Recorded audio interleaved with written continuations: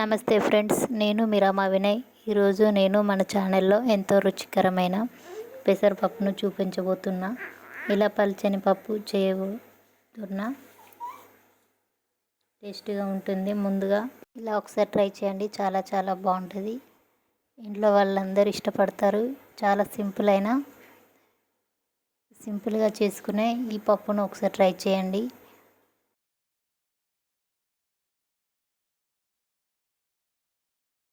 ఒక కప్పు పెసరపప్పు తీసుకొని బాగా కడిగి ఇలా పసుపు ఆయిల్ వేసుకొని ఉడకబెట్టుకున్నా నేను. చూడండి, ఇది మెత్తగా ఉడకాలి. ఇలా ఉడికాక చూడండి, ఇలా గరిటెతో మొత్తం ఇలా అనుకున్నాక ఇలా మొత్తం ఉడికింది మెత్తగా. ఇప్పుడు ఇందులో ఒక కప్పు పప్పు తీసుకున్నాం కాబట్టి 3 కప్పుల వాటర్ పోసుకోవాలి. పప్పు అనేది కొంచెం చిక్కగా ఉండేలా చూసుకోవాలి. అలా అయితేనే బాగా టేస్ట్ ఉంటుంది.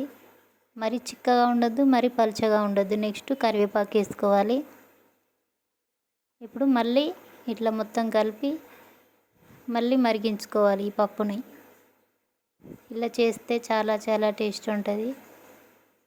ఒకసారి మీరు ట్రై చేయండి. ఇలా ఉడికించుకోవాలి మొత్తం.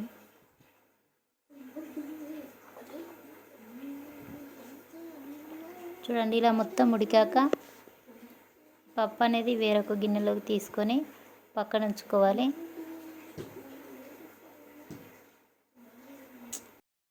చూడండి, ఇలా గిన్నె తీసుకొని ఇప్పుడు గిన్నెలో ఒక 2 గంటల నూనె పోసుకోండి. నూనె పోసుకున్నాక నూనె అనేది చాలా వేడి అవ్వాలండి. హై ఫ్లేమ్లోనే వేడి కానివ్వండి నూనెని. నూనె వేడెక్కాక జీలకర్ర 1 స్పూన్, ఆవాలు 1 స్పూన్ వేసుకోవాలి.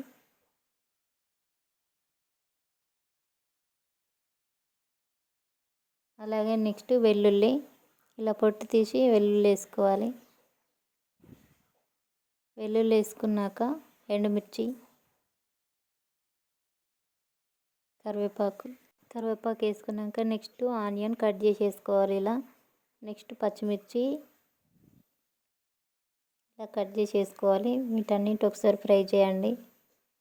ఇలా చేస్తే కనుక చాలా చాలా బాగుంటుంది ఫ్రెండ్స్. ఇక్కడ మీరు ఒకటి గమనించండి, నేనైతే మొత్తం పచ్చిమిర్చితోనే చేస్తున్నా. మీరు కావాలనుకుంటే మాత్రం ఈ టైంలో కారపొడి కూడా వేసుకోవచ్చు.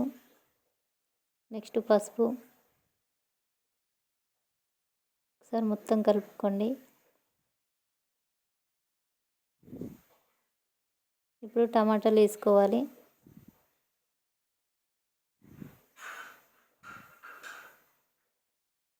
టమాటాలు వేసి టమాటాలు అనేది కొంచెం మెత్తగా ఉడకాలి. 1 స్పూన్ ఉప్పు వేసుకొని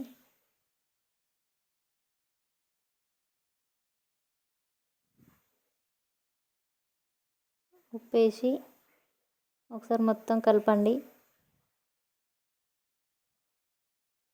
చూడండి ఫ్రెండ్స్, టమాటాలు కొంచెం మెత్తగా ఉడికిందో లేదో ఒకసారి మనం ఇలా గరిటె పెట్టి అనాలి, తెలుస్తుంది.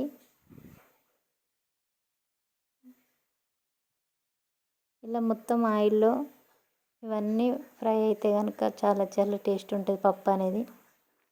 ఒకసారి ఇలా మీరు ట్రై చేయండి. ఇప్పుడు మనం ఉడికించి పక్కన పెట్టుకున్న పప్పు తీసుకొని ఒకసారి కలుపుకోండి. మీ పప్పుని మరిగించాల్సిన అవసరం లేదు. మొత్తం ఒకసారి పప్పుని కలపండి. గ్యాస్ ఆఫ్ చేసుకోండి. చూసారు కదా, పప్పు కంప్లీట్ అయింది. గ్యాస్ ఆఫ్ చేసుకున్నాక లాస్ట్లో అక్కడ కొత్తిమీర లేదండి, కొత్తిమీర ఉంటే కనుక మీరు కొత్తిమీర వేసుకోండి. చూడండి, నెక్స్ట్ ఒక కట్ చేసుకున్న నిమ్మకాయ తీసుకొని నిమ్మరసాన్ని ఇందులో ఇలా పోయండి. ఫ్రెండ్స్, నిమ్మరసం అనేది పోస్తే కనుక పప్పు అనేది చాలా చాలా టేస్ట్ ఉంటుంది. ఒకసారి మీరు ట్రై చేయండి. మీకు ఎలా కుదిరిందో నాకు చెప్పండి. గ్యాస్ మాత్రం మొత్తం ఆఫ్ చేసినాకనే నిమ్మరసం పోయాలి. కర్రీ అనేది కంప్లీట్ అయింది. చూసారు కదా, ఇంట్లో వాళ్ళందరికీ ఒకసారి ఇలా చేసి పెట్టండి. చాలా ఇష్టంగా తింటారు చిన్నపిల్లలైనా.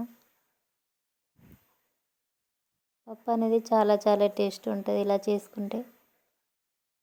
మీకు ఎలా కుదిరిందో నాకు కామెంట్ చేయండి. ఎవరైనా నా ఛానల్ని కొత్తగా చూసేవారు ఉంటే కనుక సబ్స్క్రైబ్ చేసుకోండి. ఎంతో సింపుల్గా చేసే ఈ పెసరపప్పుని ఒకసారి మీరు కూడా ట్రై చేయండి. కంప్లీట్ అయింది.